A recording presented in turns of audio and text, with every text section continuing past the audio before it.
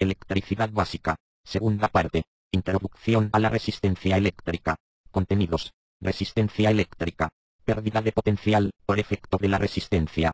Factores de los que depende la resistencia eléctrica. Tensión en una resistencia eléctrica.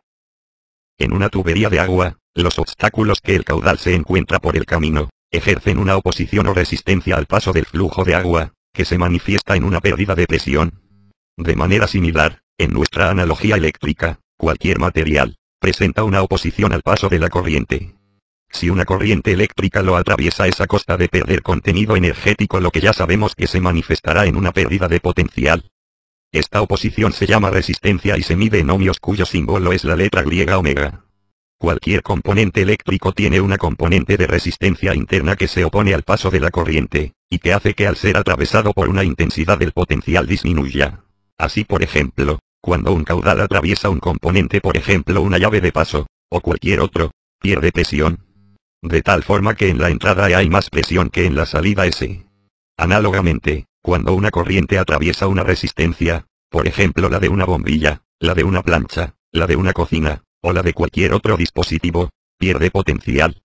De tal forma que en su entrada E hay más potencial que en su salida S.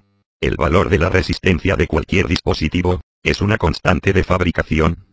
Es decir, toma siempre el mismo valor.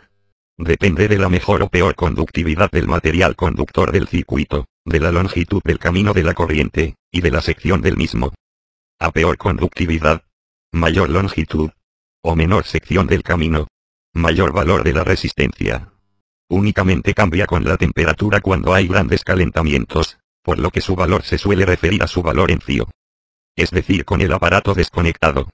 Cualquier dispositivo eléctrico, tal como la plancha, la cocina eléctrica o la tostadora, tiene una resistencia interna constante, que hace que al ser atravesado por una corriente eléctrica, a la salida se tenga menos potencial que a la entrada.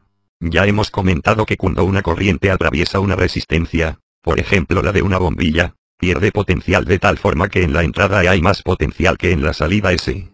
A la diferencia de potencial que hay entre sus extremos se le llama caída de potencial, o tensión, y se suele representar mediante la letra U. En términos más generales, se denomina tensión entre dos puntos cualesquiera a la diferencia de potencial entre ellos. Electricidad básica. Tercera parte. Introducción a la potencia eléctrica. Contenidos. Potencia eléctrica. Factores de los que depende la potencia eléctrica. El contenido energético total que durante cada segundo atraviesa una sección del conductor se corresponde con la potencia eléctrica en ese punto del circuito. La potencia se mide en vatios, y el símbolo que se reserva para esta unidad es la W. La potencia en un punto de un circuito da idea de la capacidad que se tiene en ese punto del circuito para realizar un trabajo en cada segundo.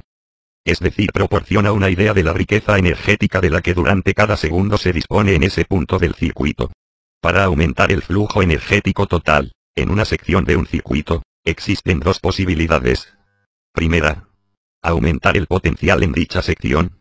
Es decir, aumentar el contenido energético por unidad de carga en dicha sección. Segunda, aumentar la intensidad, es decir, el número de cargas que atraviesan esa sección durante un segundo. Lo que equivale a aumentar el número de portadores de contenido energético del apartado anterior que atraviesan la sección. Finalmente la potencia resulta ser el producto del potencial por la intensidad,